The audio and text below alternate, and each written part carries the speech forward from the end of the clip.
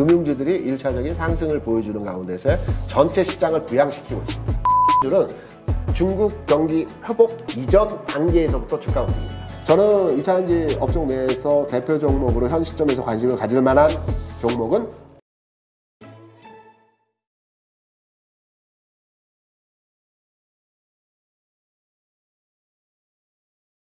자, 앞으로 흐름 좀 좋게 보셨는데 네. 어쨌건 5월 셀인메이 이게 네. 이제 워낙 보편화된 단어이기 때문에 네네. 앞으로의 증시 흐름 어떻게 될 것이냐 4월에 또 참 힘든 과정을 겪었기 때문에 네. 많은 분들이 지금 기대와 불안감을 동시에 가지고 있는 것 같아요. 어떻게 보세요? 지난 4월장이 우리가 이제 지수상 접근을 해보게 되면 좋지 않은 장이었다. 잔인한 4월이었다고 많이 평가를 하시는데 아래 꼬리 길게 단 형태의 4월장이었거든요. 그리고 전체적인 시장의 분위기가 4월장 나쁘지 않았습니다. 그리고 과거 통계적 측면에서 흐름을 보게 되더라도 10년간의 그 주가 상황에서 4월장 6번의 상승이 나타났고요. 2번의 하락과 2번의 보합이 있었습니다. 그래서 지난 4월장을 평가할 때 그렇게 나쁘지 않았다는 측면으로 우리가 해석할 수 있는 지점에서의 내용이고요. 그럼 5월장 과연 어떠했느냐? 10년 동안의 그 주가 상황에서 5월장을 했었느냐? 통계치이기 때문에 7번 상승했습니다. 그리고 한 번 하락했고요. 2번 보합 정도 수준에, 그러니까 10포인트 내외 흐름이 2번 정도 나타났고 7번 정도의 흐름에서는 상승하는 아래 꼬리를 달거나 또는 양봉을 나타내거나 전체적인 시장의 분위기가 나쁘지 않았다는 측면으로 통계적 측면에서의 과거 흐름에 대한 5월장을 우리가 평가해 볼 수 있었습니다. 그리고 지금 현재 시점에서 5월장을 준비하는 과정에서의 흐름을 보게 되더라도 주변 상황은 나쁘지 않습니다. 앞서 말씀드렸던 중국 경기 동향에서의 흐름들, 외국인 투자자들의 시장 대응들, 그리고 전체 실적 발표에 대한 리스크가 이제 해소되는 과정에서 이제 새롭게 출발할 수 있는 5월의 흐름들이 전개될 수 있기 때문에 나쁘지 않게 평가를 하고 있고요. 다만 우리가 이제 전략적인 지수의 터닝 포인트와 그 지수 상승 폭발 구간에서의 시점이 언제일까를 판단하는 지점에서 시기를 가늠하죠. 이 시기는 주요한 금융상품 흐름의 전환점에 타겟해서 포인트를 맞춰 가시면 될 겁니다. 제가 준비한 자료가 있는데요. 이 자료를 한번 같이 보시면서 흐름을 한번 읽어가 보시면 될 것 같습니다.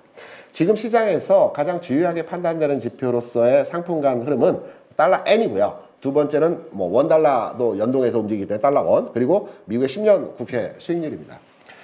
일단 뭐 10년 국채 수익률은 지난 4월 말 4.7까지 상승했던 미 10년 수익률이 지금 4.47까지 내려왔습니다. 안정적인 흐름이죠. 이거는 이제 바이백과 관련된 내용으로 흐름이 시장에 전파되었다라는 측면에 이해가 되는 부분이고요. 다만 시장이 폭발적인 구간에서의 상승률을 나타날 수 있는, 그러니까 본격적인 시세 상승에서의 흐름이 나타나는 지점에서의 그 포인트는 달러인 기준으로 152엔을 하향하는 지점에서의 흐름이 나타나는 시점, 지금 한 154엔 합니다. 원달러 기준으로 1350원을 완벽하게 하향하는 이런 흐름에서의 모습이 나타날 때, 그리고 미 채권 같은 경우, 10년물 같은 경우는 4.5%를 완전하게 하락하면서 추세적으로 하향 돌파하는 과정에서의 모습이 나타날 때 전체적인 시장에서의 모습은 그 지수의 상승이 나타날 것으로 이렇게 판단이 되고 있습니다. 지금은 저점 구간에서 리바운딩이 나오는 구간입니다. 앞서 그 보여드렸던 자료와 이전 자료죠. 지금 현 시점에서의 달러 N 그리고 미국채 수익률에서의 상황입니다.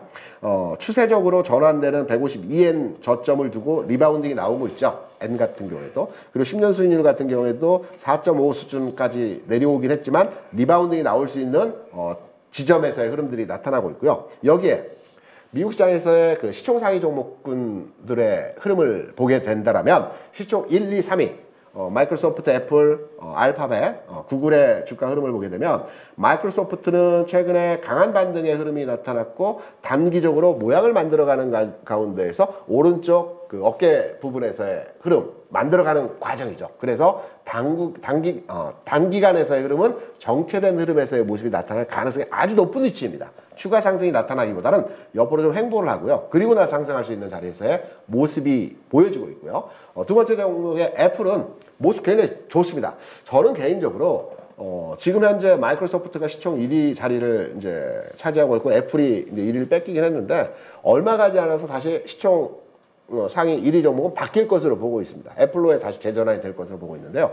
애플의 주가 움직임 자체가 최근에 굉장히 탄력적입니다. 여기에 AI 반도체 산업에 다 뛰어든다는 여러 가지 재료적 측면에서의 내용도 있고요. 그래서 애플 같은 경우는 하루 이틀 정도 흔들림이 나오겠지만 재상승 가능성이 있다라는 측면으로의 접근이 가능하고요. 알파벳 신고가 갱신하는 흐름들이 나타났죠. 그래서 시장에서는 시총 1위 마이크로소프트 기간화 과정에서의 한 5일 정도 흐름들, 그리고 애플이 한 2, 3일 정도 흔들림 이후에 재상승, 그리고 알파벳 주가는 추가로의 흐름이 나타날 수 있다. 그러니까 시장 자체의 모습은 시총 1, 2위가 단기 숨고르기 과정에 거치는 흐름이 나타나고요. 알파벳 시총 3, 4위 종목들은 추가로 올라가는, 그러니까 시장의 분위기는 나쁘지 않으면서 지수는 좀 정체되어 있는 이러한 과정에서의 모습이 진행이 될 것 같다. 여기에 우리 시장도 연동돼서 전체적인 그 이번 주 다음 주 구간에서의 흐름은 기관화 과정이 연출될 가능성이 높을 것이다. 이런 맥락으로 전체 시장에 대한 분위기를 볼 수 있는 흐름에서의 가격 지수 진행에서의 상황이었고요. 그러면 이번 주 다음 주 상황에서 우리가 과연 어떤 종목들에 대해서 또 5월장 겨냥해서 관심을 가져가야 될지, 저는 이렇게 이제 종목에 대한 그 픽업을 이렇게 해봤습니다. 최근에 시장에서 가장 핫한 이슈는 밸류 프로그램입니다. 우리나라도 그렇고요, 일본도 그렇고요, 중국도 그렇습니다.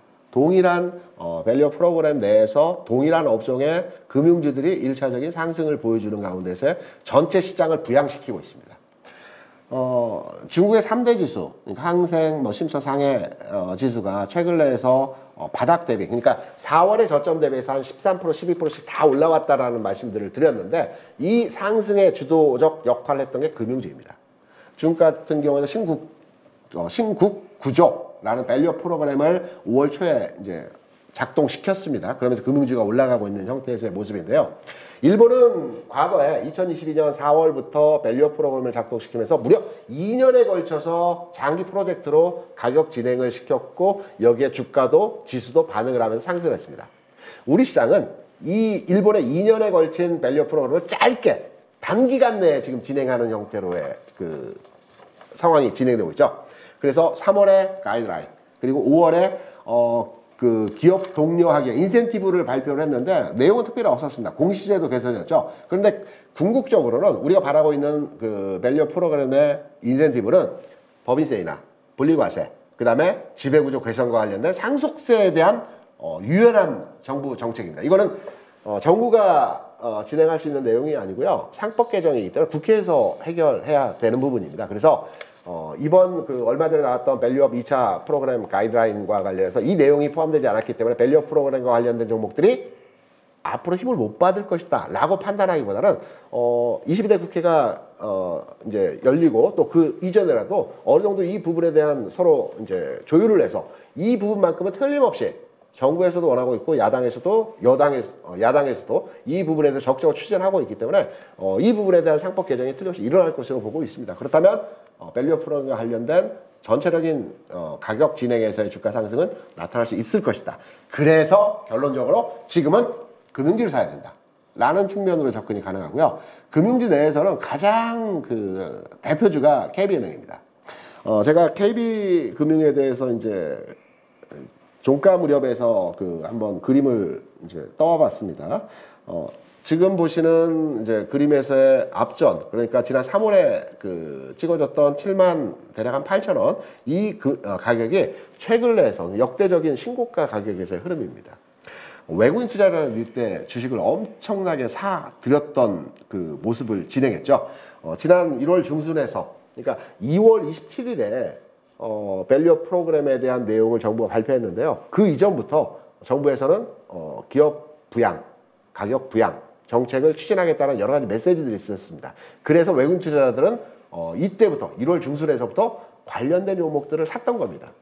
그래서 주가가 5만 원 내에서 7만 8천 원까지 무려 50% 상승을 했고요. 이때 개인 투자자들은 금융주에 대해서 투자를 하지 않았습니다. 왜냐?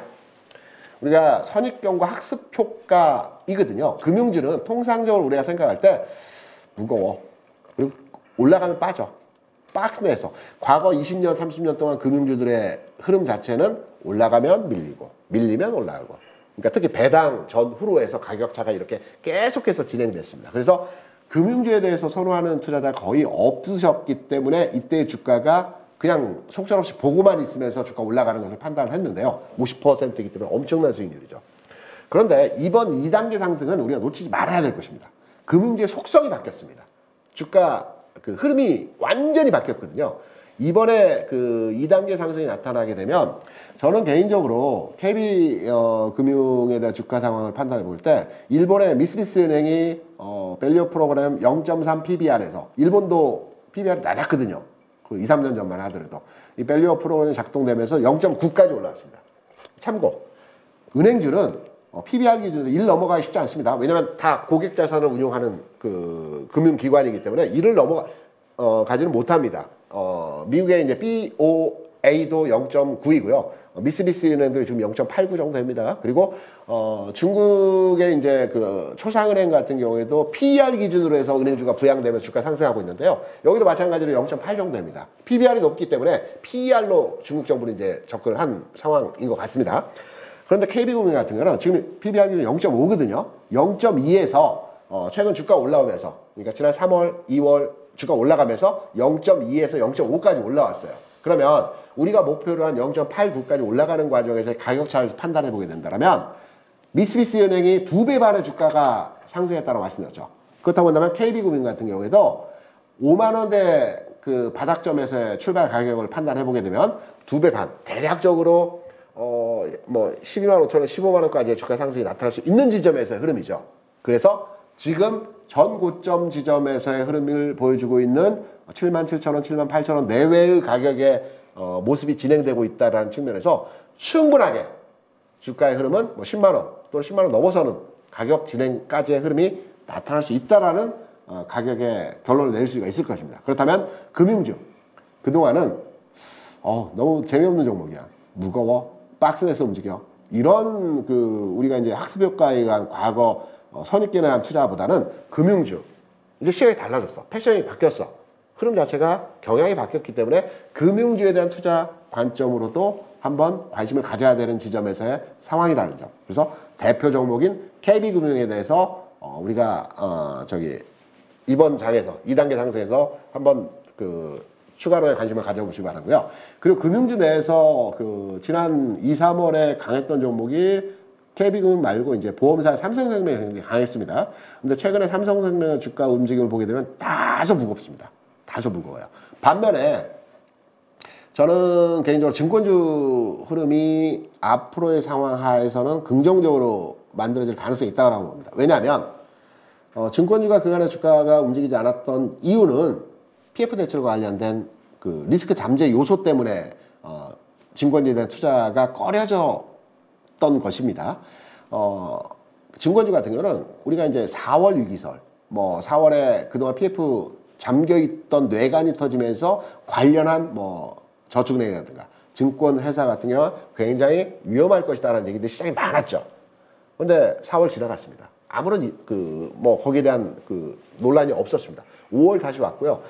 최근에 일부 이제 PF 대출과 관련돼서 상환에 대한 얘기들, 뭐 금융당국에서 몇 가지 내용들이 있지만 과거와 같은 위기설에 대한 내용들은 그렇게 그 부각되지 않는 것 같습니다. 그렇다고 한다면 증권주 내에서 대표적인 한국 금융지주의 흐름을 보게 될 때 저는 이제 증권주 같은 경우는 전형적인 시황산업입니다.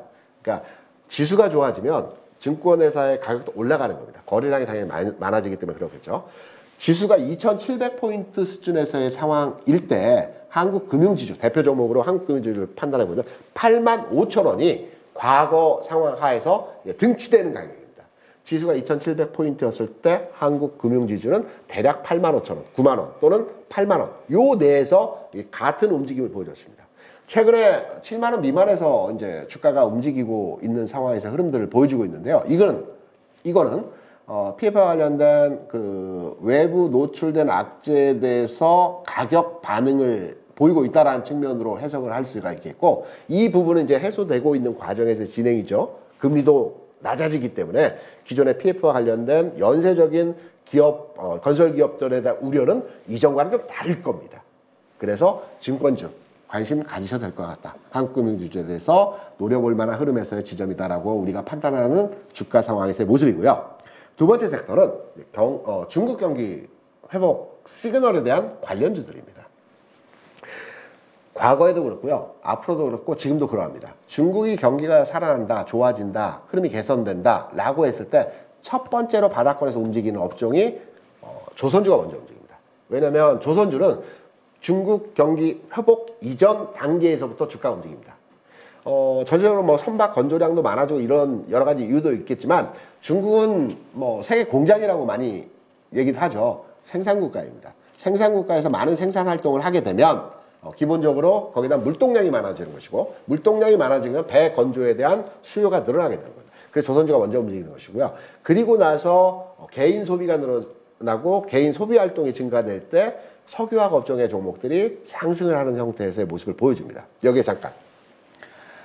일부에서 이런 얘기들을 많이 하세요. 미국과 중국이 최근까지 해서 계속 그 서로 충돌 흐름에서의 그 내용들이 이제 국가 간 정상끼리 나타나고 있는데 과연 중국의 경기가 좋아지거나 또는 그 어떤 전체적인 주시장에서 회복 과정이 추가로 이어질 수 있을까라고 반문을 하시는 분들이 많이 계십니다. 그런데요, 주시장은 정치적인 관계도와 판단해 봤을 때 약간 별개로의 해석이 가능한 부분들이 많습니다. 쉽게 말씀드려서 뭐 바이든이든 시진핑이든 국가 간에 중국을 비토하고 서로 견제하는 내용에서의 발언들은 많이 나오고 있어요. 최근까지도. 그런데 물밑에서 실제 물밑에서 지난 4월 말에 그 미국의 넘버 2라고 할 수 있는 국무장관 브링컨 국무장관이 중국 방문해서 시진핑을 만났어요. 어떤 얘기가 오갔는지는 모르겠습니다. 그런데 시진핑을 만났다는 것. 지난해 미국에서 상무장관, 국무장관, 뭐 재무장관 다 미국을 갔거든요. 근데 시진핑을 만나지 못했습니다. 이번에 국무장관이 가서 시진핑하고 면담을 했어요. 그렇다면 정상 간에는 뭐 치고받는 여러 가지 그 메시지를 내놓기도 하겠지만 물밑에서는 여러 가지 서로 교류하는 형태에서의 진행이 나타나고 있다는 점도 우리가 하나 체크해 봐야 될 부분이라고 이제 생각을 하고 있기 때문에 중국 관련, 중국 회복 관련주들에서는 그간에 굉장히 지리하고 주가 안 움직이고 하락의 과정이 지금까지 나타났지만 이제는 좀 더 새롭게 그 시장 환경에서의 진행이 나타날 가능성이 아주 높다. 제가 하는 얘기가 아니고 이미 여러 차례 말씀드린 바 있지만 그 IMF나 OECD 그 이코노미스트들이 전 세계 경제 성장률 자체를 올해 3.2% 글로벌 경제 성장률을 발표했어요. 지난해 2.8%였죠. 그리고 지난해 2.8%는 주로 선진국 중심의 그 소비 활동 중심의 경제 성장이었습니다. 미국, 일본, 유럽 같은. 그래서 이들의 국가의 주시장에서의 상승률이 좋았죠. 올해는 지난해보다 성장률이 높아지는데 주로 생산 위주의 성장률이 나타난다고 합니다. 인도, 중국, 한국 같은 나라들. 그래서 해외 투자자들, 외국인들은 벌써 중국 주식, 한국 주식을 사는 겁니다. 인도는 많이 올랐기 때문에 관망하고 있고요. 이런 맥락에서 본다면 중국 경기 회복에 대한 좀 더 높은 확률로에 우리가 접근을 할 수 있는 내용에서의 흐름이 진행되고 있다고 판단되고 있고 조선주 관심 가셔야 돼요. 조선주 내에서 삼성중공업입니다. 삼성중공업은 최근 내에서 10,000원 고점을 앞두고 나서 계속 태핑하고 있습니다. 오늘 같은 경우에도 9,700원 찍어줬다 밀리고 뭐 왔다 갔다 하고 있는데요. 빠지지도 않아요. 이런 과정에서 10,000원을 돌파하는 과정에서 흐름이 나타나게 되면 상당 고점을 돌파하면서 슈팅이 나오는 흐름으로 모습이 바뀌게 되는 겁니다. 그래서 삼성중공업 같은 경우는 좋은 얘기 많죠. 조선업종에 대한 전반의 긍정적인 뉴스들은 어마어마하게 많습니다. 시기적으로, 타이밍상으로 이 조선업종에 대한 주가가 폭발적인 상승의 흐름이 나타날 시기가 아니기 때문에 현재는 왔다 갔다 하고 있는데요. 실적이 좋고 뉴스가 많고 바로의 주가에 대한 반영이 나타나지 않기 때문에 조선주는 사지 않아야 된다라고 생각하시는 분들은 얼마 전에 자동차 업종의 완성차 업체를 보시기 바랍니다. 지난해 실적 좋고 뉴스 좋고 전체적인 상황이 좋았지만 주가 안 움직였어요. 그러한 맥락에서 올 초부터 자동차주들이 주가 상승하는 모습들을 보여줬거든요. 이렇게 시점이 있습니다. 올라갈 시점이 있거든요. 그래서 조선주는 계속해서 끌고 가야 되고 계속해서 관심을 가져야 되는 측면, 그리고 중국 경기 동향과 연동해서 흐름을 판단해야 되는 측면으로 우리가 해석을 해야 될 것 같고요. 조선주 내에서는 삼성중공업, 그리고 두 번째로 석유화, 중국 경기 연동해서 경기가 살아나는 국면에서의 주가 상승이 나타날 수 있는 대표적인 종목이 금호석유. 3대장 중에서 롯데케미칼, 금호석유, 대한유화 이 세 종목 중에서 비슷비슷하겠지만 주가의 탄력적 측면에서의 흐름은 대한유화와 금호소이가 약간 왔다 갔다 합니다. 근데 최근 내에서 상황 금호소이가 좀 더 탄력적 흐름에서의 주가 움직임을 보여주고 있다는 측면에서 금호소이에 관심 가셔도 될 것 같고요. 철강은 한 템포 쉬었다가 시점을 잡으시기 바랍니다. 바로의 움직임이 나타나지 않을 것 같습니다. 철강 같은 경우는 철강 가격과 그리고 전체적인 산업이 완전하게 성장됐을 때 철강이 올라가거든요. 그래서 현대주차를 보실 때 아직은 진입 타이밍이라기보다는 지금은 관심 종목으로 껴놓고 흐름에 대한 접근을 이후에 이제 접근한다는 측면으로 이해하시면 될 것 같고요. 그리고 이산지수 내에서 흐름의 모습이 개선이 되고 있습니다. 단기 반등이 아니고요. 최소 일주일 이상의 흐름에서 주가 상승의 모습이 진행될 가능성이 아주 높습니다. 저는 2차전지 업종 내에서 대표 종목으로 현 시점에서 관심을 가질 만한 종목은 포스코 퓨처입니다. 2차전지 내에서 종목 간의 그 대장주라고 하죠. 주도주는 계속 변합니다. 이때는 이게 강하고, 이때는 이게 강하고, 이렇게 흐름이 많이 변하는데요. 현 시점에서의 가장 움직임이 두드러진 가운데 흐름이 좋은 종목은 포스코 퓨처입니다. 짧게 이 종목이 최근 어떤 주가 상황에서의 변곡점과 이슈가 있었는지를 한번 제가 짧게 정리를 해봤습니다. 포스코 퓨처엠이 지난 4월 중순에 한 차례 바닥을 찍고요. 세게 9% 정도 상승하는 날이 있었습니다. 이때 이제 기관 쪽에서 실적 전망치에 대해서 굉장히 우호적으로 한 450억 정도 영업이 날 것이라고 우호적 실적 개선치에 대한 뉴스가 나왔어요. 그러면서 이날 주가 상승했고요. 2, 3일 정도 이 추가의 흐름들이 진행되는 모습에서 흐름을 보여줬어요. 그리고 실적 발표했죠.